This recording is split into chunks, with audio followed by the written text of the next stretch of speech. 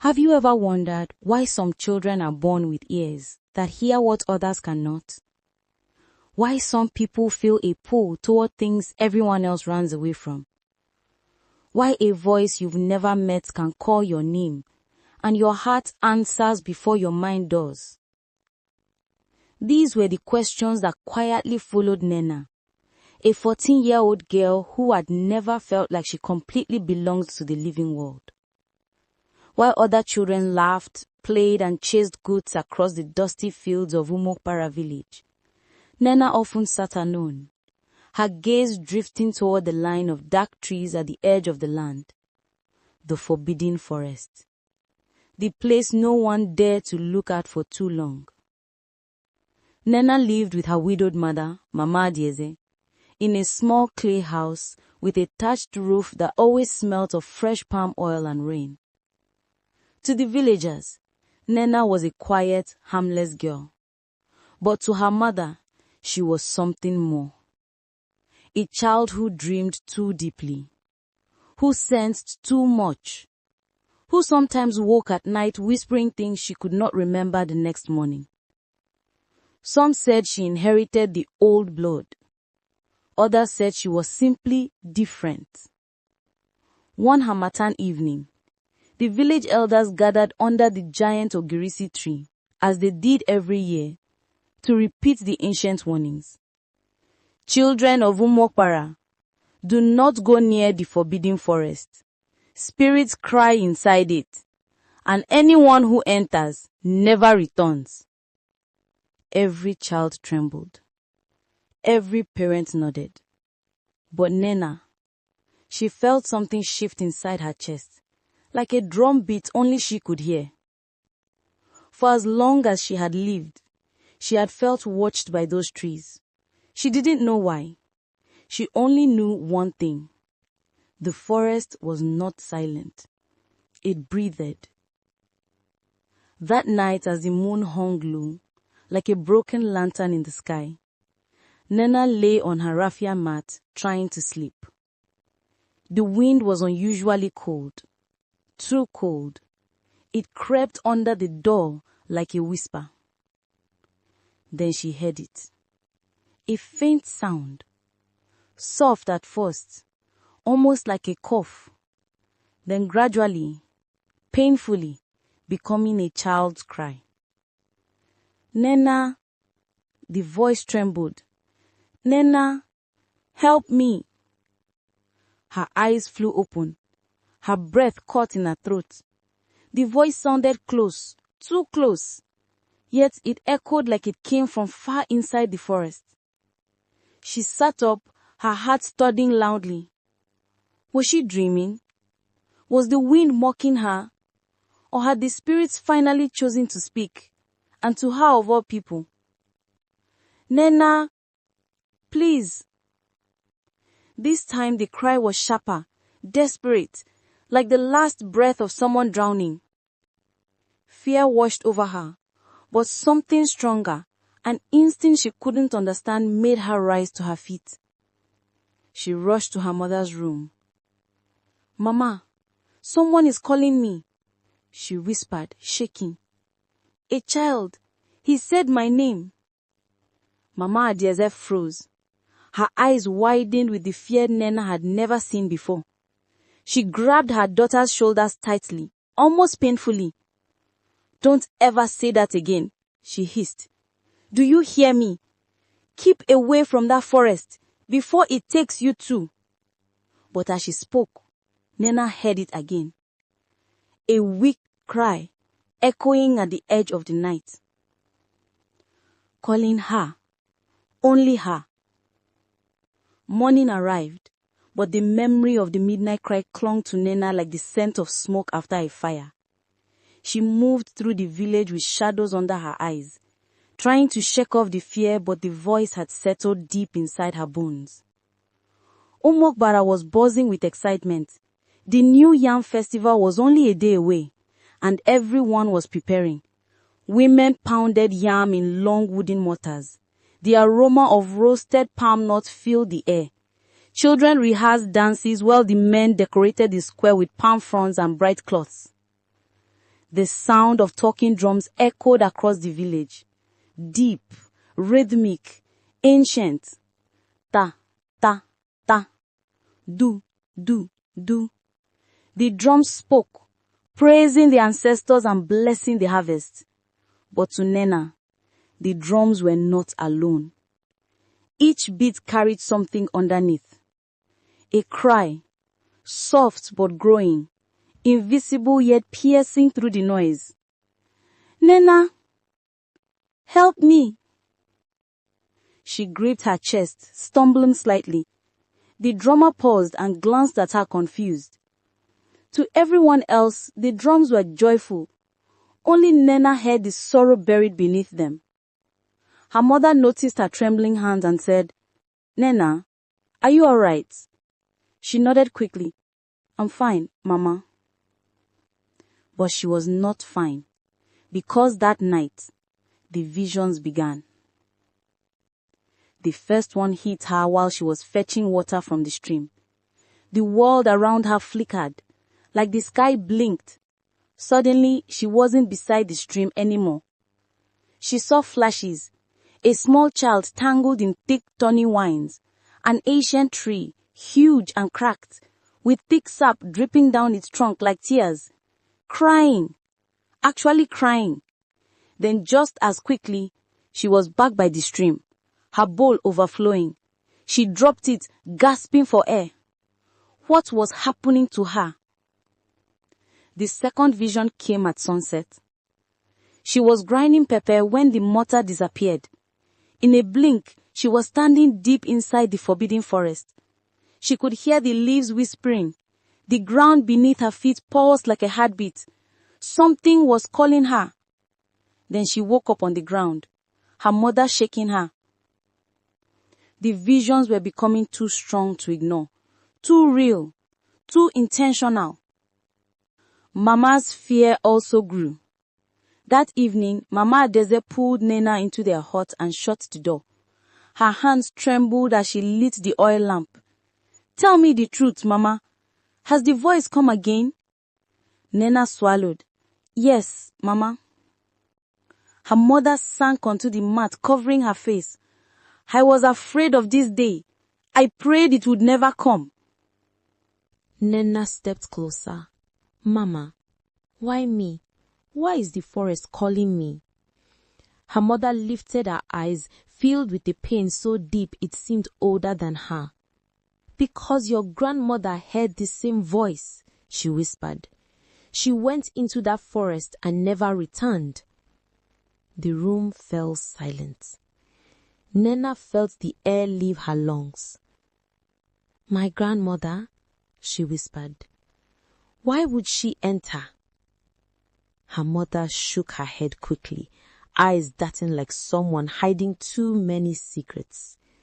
No more questions. Stay away from that forest, Nnenna. Promise me. But Nnenna couldn't promise. Because at that very moment, through the closed window, through the darkness outside, she heard the cry again. Clearer, closer, urgent. Nnenna, please. It wasn't just calling. It was begging. And deep inside her heart, something answered. The night the storm came, Umu Okpara did not sleep. The sky cracked open with violent lightning, each strike flashing like angry spirits tearing the clouds apart. Thunder rolled across the land in long, trembling waves. People locked their doors. Mothers pulled their children close. Even the animals hid. But Nnenna, she felt something else. A pull. A force deep inside her chest dragging her toward the dark outline of the forbidden forest. Wind whipped through the village, shaking rooftops and snapping branches. But beneath the roar of the storm, Nnenna heard one sound she feared and needed the most. Nnenna! It wasn't a whisper anymore. It was a scream, a desperate, terrified cry tearing through the night. She froze, Her breath caught. And then, as if invisible hands turned her feet, she walked out into the storm. Her mother shouted her name from inside the hut, but Nnenna barely heard her. Every step she took felt guided by something ancient, something that had been waiting for her far longer than her 14 years. The wind pushed at her back. The rain slapped her cheeks. She stumbled, fell, rose again.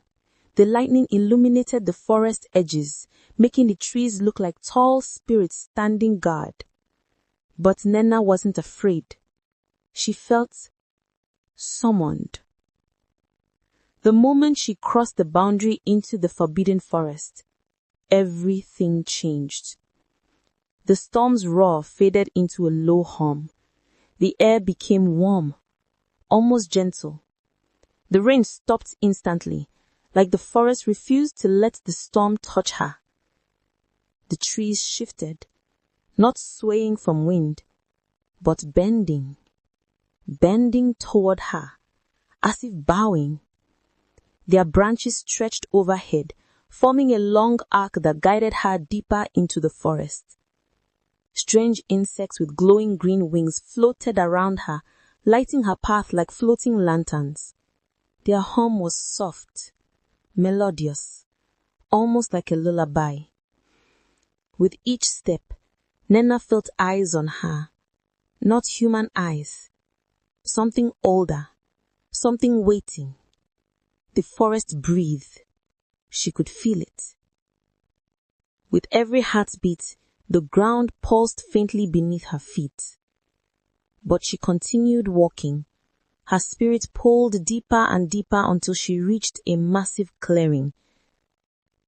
And there, she saw it.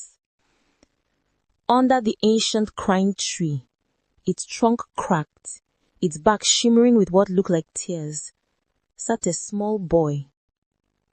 But he was no ordinary child.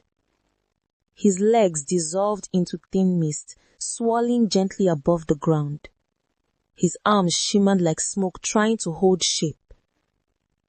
And his eyes glowed a deep, sorrowful blue that cut straight through Nnenna's soul. He looked up slowly as she approached. And for a moment, the entire forest fell silent. Then he smiled, a sad, knowing smile. "You finally came," he whispered. His voice was the same voice that had haunted her nights. Soft, broken, familiar. Nnenna stepped back, trembling. Who are you?" The boy stood, though his misty legs didn't touch the earth. The crying tree behind him groaned softly, as if waking from a long sleep. "I have waited for you, daughter of Adaize, just as I waited for your grandmother before the forest took her." Nnenna's heart stopped. "My grandmother?" she whispered. "Why would she enter?" The boy stretched out his hand. Though it was made of mist, it glowed faintly with warmth. "Come," he said. "It is time you learned the truth. Time you understood why the forest calls your name and why only you can free me." The tears dripping from the ancient tree glowed brighter, illuminating the clearing with an airy sacred light. And Nnenna realized the real journey had only just begun. For a long moment, Nnenna could not breathe. The glowing eyes of the spirit child, Obiako, held her completely still. The air around her felt heavy, like the forest itself was waiting for her reaction. She swallowed hard. "Why have you been calling me? Who are you really?" Obiako stepped forward. His misty feet stirred no leaves. His voice sounded older than his small body, like he carried centuries inside his fragile form. "My name is Obiako," he said softly. "I am not a child of this world. I am a guardian spirit, bound to your bloodline since the first dawn of this village. Nnenna's heart pounded. Bound to my family? How? The crying tree behind him groaned again, its glowing tears sliding down the back like slow drops of light. Obiako took a deep breath and began. Centuries ago, your ancestor, Ezenwani Nnenne, was the first of the Ndinche Moor. Nnenna felt a shiver run through her. Ndinche Moor? Yes, Obiako nodded. Those chosen to protect the balance between the human world and the spirit world. But protection always comes with a price. His blue eyes dimmed with sorrow. Your ancestor made a powerful pact with this forest. She swore that her bloodline would keep the sacred spirits safe, including me. Nnenna's breath shook. So what went wrong? The Obiako's expression darkened. One of your ancestors broke the pact. Human greed entered your family. Someone tried to use the forest's power for themselves. The ground beneath them trembled slightly as he continued. That betrayal caused me, trapped between worlds. I cannot leave this forest. I cannot grow. I cannot rest. He lifted his misty hand, revealing the faintly glowing bracelet on his wrist, the one Nnenna had seen in her visions. Only the one born with the mark can free me. Nnenna froze. The mark? Obiako's gaze drifted to her hand. She looked down and gasped. A faint symbol, like a spiral of light, was glowing under her skin, something she had never noticed before. You, Obiako whispered, you are the one the forest has waited for. Nnenna shook her head, tears forming. But why me? Why didn't my mother hear you? Why did you call my grandmother? Obiako's face softened with deep sorrow. Your grandmother, Ugo Chinyere, heard the call many years ago. She came here, just like you. She tried to break the curse. His voice trembled, but she came with fear, not destiny. Her spirit was pure, but her strength was not enough. The forest tried to protect her, and when she failed, he looked up at the crying tree. She became part of it. Nnenna's knees weakened. She stared at the ancient trunk, at the glowing tears that dripped like slow raindrops. My grandmother is the tree? She whispered. Yes, Obiako said gently. Her spirit keeps the forest alive, waiting for the one who would come after her. Waiting for you. A soft wind blew through the clearing, almost like a mother's sigh. The family secret. Nnenna wiped her tears. So my family, my blood, we are not ordinary? Obiako nodded. You are descendants of the Ndinche Moor, keepers of spirits, protectors of balance. The forest calls only those born with the ancient mark. He pointed at her chest, where her heart beat like a drum. You feel the call because you are meant to restore what was broken. Nnenna inhaled shakily. A strange calmness settled over her, fear mixed with destiny. What must I do? She whispered. Obiako's eyes brightened. You must finish what your grandmother started. Free me and restore your bloodline's honor. The crying tree glowed brighter, casting long shadows around them.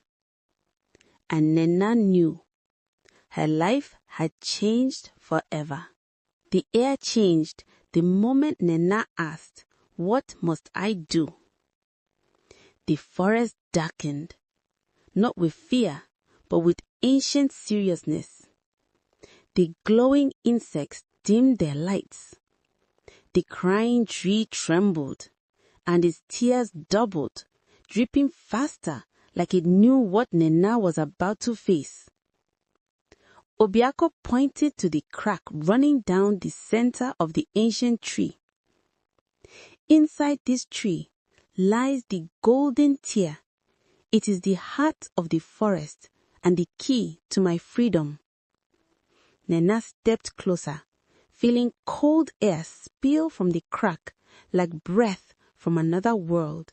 But be warned, Obiako continued.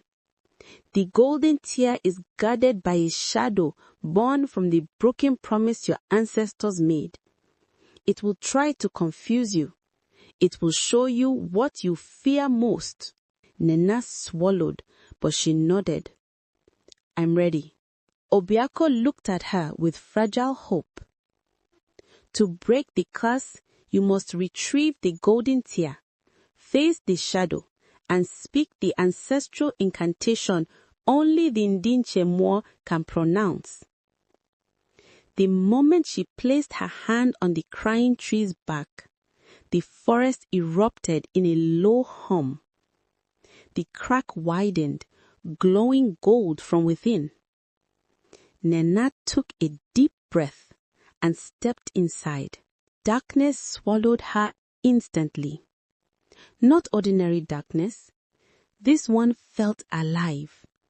It stretched, moved, and watched her.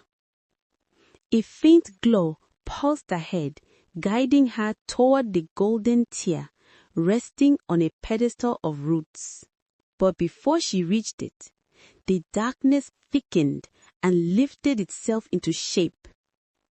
A shadow creature, tall, twisting, with hollow eyes, formed in front of her. Its voice echoed like 1,000 whispers. You should not be here, child of broken blood. Nnenna stepped back, heart racing. The shadow shifted, and suddenly it wore a different face. A familiar face. Her grandmother, Ugo Chinyere. Help me, Nnenna, please, the illusion cried, reaching out. Nnenna froze, tears filling her eyes. It looked real. It sounded real. But then she heard something else. A soft tune, a lullaby, the one her grandmother sang in her earliest memories. It echoed gently in her mind, clearing the fog of fear. No, Nnenna whispered. That is not my grandmother. She began to sing the lullaby, her voice shaky but steadying with every note. The shadow creature screamed. The shadow creature screamed. Her song weakened it, burning holes of light through its smoky body. Nnenna dashed forward, grabbed the glowing golden tear, and held it close to her heart. The ground vibrated as she recited the ancient incantation Obiako taught her.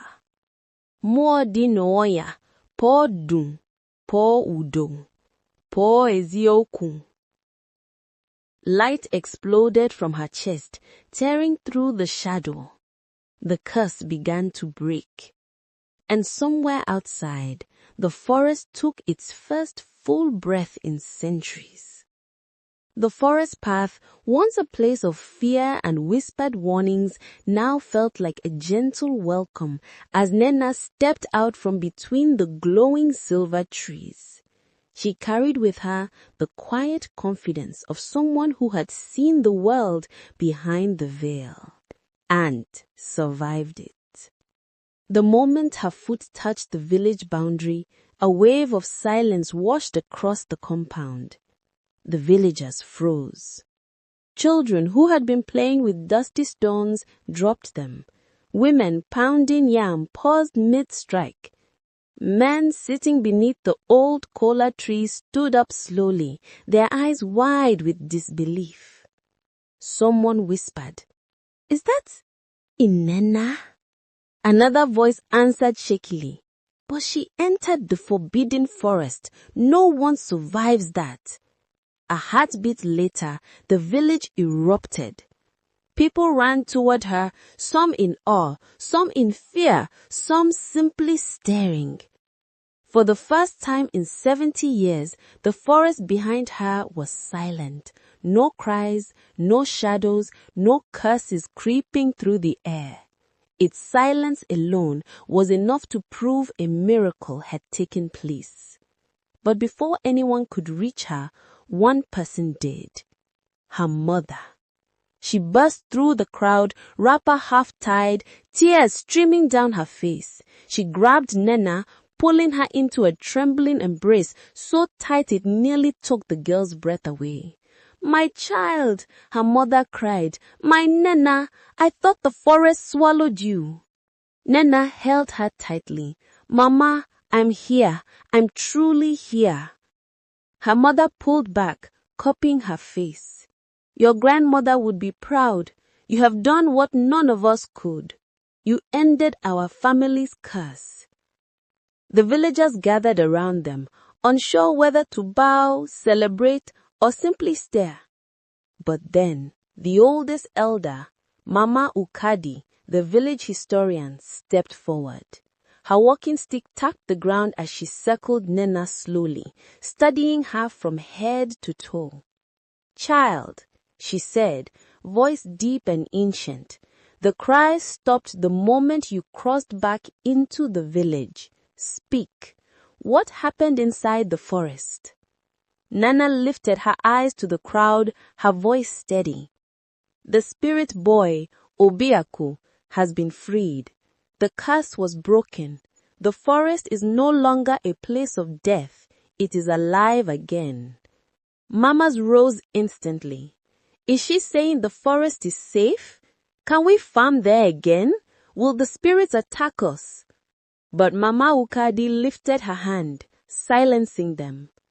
"Today," she declared, "a new chapter begins." The elders gathered, whispering among themselves. After a long pause, they turned to Nnenna. The oldest man, Elder Ekweme, spoke with reverence trembling in his voice.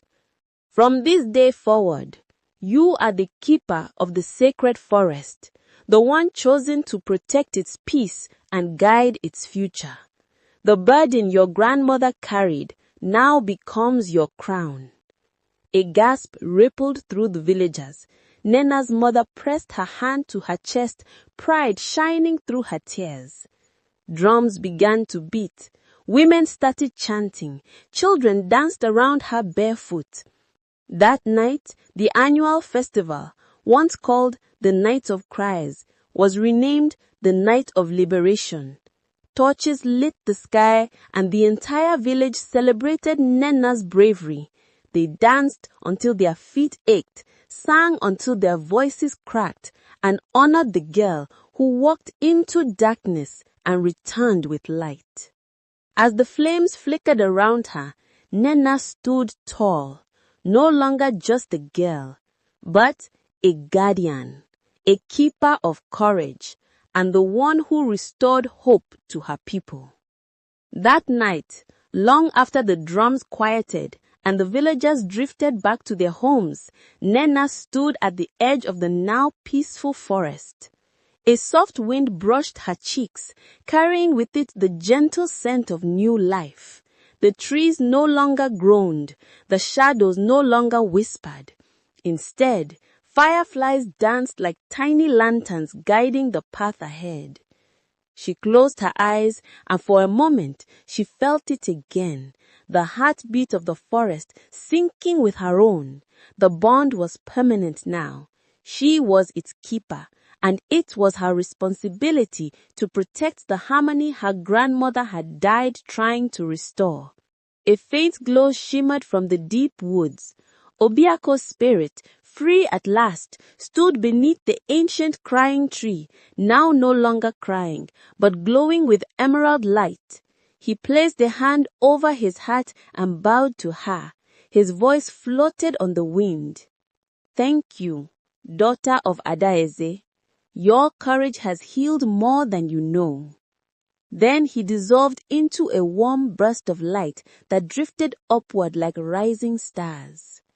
Nnenna smiled, not because she had become a heroine, but because she understood the truth now.